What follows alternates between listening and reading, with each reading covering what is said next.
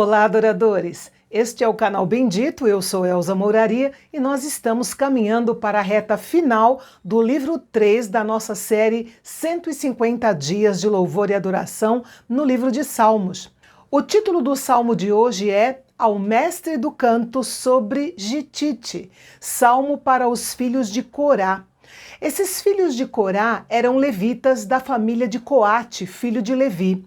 Eles eram encarregados de guardar a entrada do santuário e também serviam no aspecto musical da adoração no templo. Sobre o termo Gittite, alguns têm sugerido que denota um tom associado com os cânticos da vindima, porque enquanto a uva estava sendo espremida, eles cantavam louvores ao Senhor. Nas traduções da Septuaginta grega e na Vulgata latina, Gittite é traduzido por lagares de vinho. Sobre os filhos de Corá, é bom relembrar aqui que Corá liderou uma rebelião de 250 líderes contra Moisés nos dias do êxodo no deserto. Deus julgou Corá e os líderes que o acompanharam. Todos morreram, mas os filhos de Corá foram poupados. Talvez eles fossem tão gratos por essa misericórdia que se tornaram notáveis em Israel pelo seu louvor a Deus.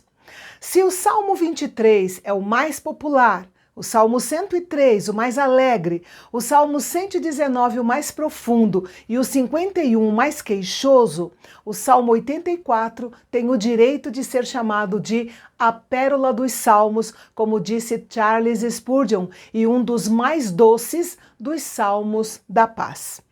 O Salmo 84 é classificado como um salmo de peregrinação, cantado como louvor por aqueles que viajavam até Jerusalém para adorar e celebrar uma das 3 festas anuais. Essas viagens eram muitas vezes cercadas de dificuldades, pois os viajantes percorriam grandes distâncias pelo deserto até chegar em Jerusalém. Um ou mais dos filhos de Corá compuseram este salmo. Fica claro aqui que ele amava a casa de Deus. E ele não a amava simplesmente porque ela era bonita. No versículo 2, ele usa termos poéticos como alma, anseia, desfalece, que são as palavras de um homem apaixonado. Neste caso, o salmista expressava o seu amor pela casa de Deus, o lugar onde ele sabia que desfrutaria da presença do Senhor. Essa ação do salmista deixa uma lição para aqueles que vêm à casa do Senhor nos dias de hoje. O foco principal não deve ser os programas, as conexões sociais, o entretenimento ou outra coisa qualquer. O foco principal e a expectativa deve ser o fato de que ali é o lugar do encontro com o Deus vivo, o lugar onde o Senhor ordena a bênção e a vida para sempre. O escritor deste salmo tinha uma familiaridade peculiar com o templo, e ele observou os pássaros construindo seus ninhos nos pátios e os considerou abençoados, assim como os sacerdotes e os levitas que trabalhavam e viviam o tempo todo no ambiente do santuário. O grande líder cristão James Boyce disse que o pardal é um exemplo de ave de pequena importância e a andorinha é uma imagem da inquietação. Da mesma forma, o homem insignificante pode encontrar o seu lugar na casa de Deus e o homem inquieto pode encontrar o seu descanso ali, perto do altar de Deus. O duplo meu, que aparece na expressão Rei meu e Deus meu, é muito precioso. Mostra que o salmista se apega ao seu Deus com ambas as mãos, como se resolvesse não o deixar ir até que ele o abençoasse. No versículo 5, vemos que a força do peregrino é demonstrada pelo amor ao santuário. Lá ele se encontra com Deus e com outros peregrinos e juntos ganham força em Deus. E o homem que encontra sua força em Deus é também aquele cujo coração está focado no período da peregrinação. Ele não depende de si mesmo ou do mundo para ter força. Sua verdadeira força e tesouro estão voltados para o seu verdadeiro objetivo: chegar ao santuário celestial e viver para sempre com o Senhor. As peregrinações dos israelitas até Jerusalém eram muito difíceis em certos trechos, mas eles os enfrentavam com alegria, renovavam suas forças na expectativa do momento em que apareceriam diante do Senhor no seu templo. O trecho mais difícil da viagem, obrigatório para a maioria dos peregrinos, era o Vale de Baca, também chamado de Vale das Lamentações, Vale das Lágrimas, Vale das Balsameiras e Vale Árido. Baca tem um significado incerto e não é identificado em nenhuma outra parte das Escrituras. É um substantivo derivado de um verbo que significa chorar.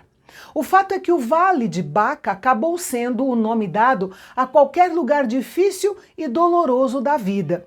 O texto diz: passando pelo Vale Árido ou Vale de Baca, faz dele um manancial. Como eles faziam isso? Cavando poços. Os peregrinos orientais, quando passavam por regiões áridas, sem água, cavavam poços. Assim conseguiam água para si mesmos e para os seus animais. As peregrinações de Israel são um tipo ou símbolo da peregrinação dos cristãos neste mundo. Para nós, em muitos momentos, é um vale de Baca, um vale árido, seco, mas em nossa caminhada somos revigorados pelas correntes da graça divina que fluem da grande fonte da consolação, saciando a nossa alma para continuarmos a jornada. O versículo 7 diz: vão indo de força em força. Em uma jornada normal, especialmente uma jornada difícil, o padrão normal é passar da força à fraqueza ou da força à fadiga. Mas com aqueles cuja força está em Deus, eles vão de força em força. O rico relacionamento com Deus é uma fonte inesgotável de força para a jornada, mesmo em tempos difíceis. Este cântico dos filhos de Corá foi mais do que uma declaração, foi também uma oração ao Deus de Jacó, lembrando da sua aliança com seu povo. O salmista também ora pelo rei, o ungido sobre o povo de Israel. Por quê? Porque o futuro da promessa messiânica estava na linhagem do rei Davi, e o salmista desejava a vinda do Messias. O salmista começou com amor e saudade da casa de Deus, e agora ele volta ao mesmo pensamento. Ele diz que o tempo na casa de Deus era melhor e muito mais valioso do que o tempo gasto em qualquer outro lugar. Quando ele diz: prefiro estar à porta da casa do meu Deus a permanecer nas tendas da perversidade, certamente é uma referência à função deles como porteiros, conforme nós lemos em 1 Crônicas capítulo 9. O salmista ainda explica a bondade e a bênção que chegam aos peregrinos que amam e anseiam pela casa de Deus.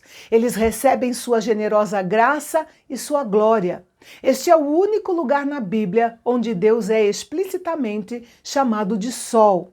Ele é um sol para os dias felizes e um escudo para os dias perigosos. Um sol acima e um escudo ao redor. Uma luz para mostrar o caminho e um escudo para afastar os perigos. O Senhor se adapta a todas as circunstâncias da nossa vida. Ele se torna o que a exigência do momento exige. Por isso ele diz: eu sou o que sou. No versículo 11 temos uma promessa que é feita àqueles que andam retamente.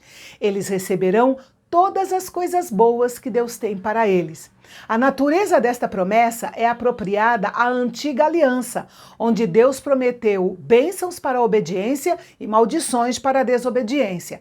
Para nós, que vivemos na nova aliança, as bênçãos de Deus vêm a nós através de Jesus Cristo. E por fim, a grandeza e a bondade de Deus levam o salmista tanto a experimentar quanto a declarar a bem-aventurança daquele que confia em Deus. E no Salmo de amanhã, nós vamos ver mais um cântico dos filhos de Corá, em que eles pedem reavivamento e restauração para o povo de Deus. Não perca, é amanhã aqui no canal Bendito, o canal de Fala Fácil.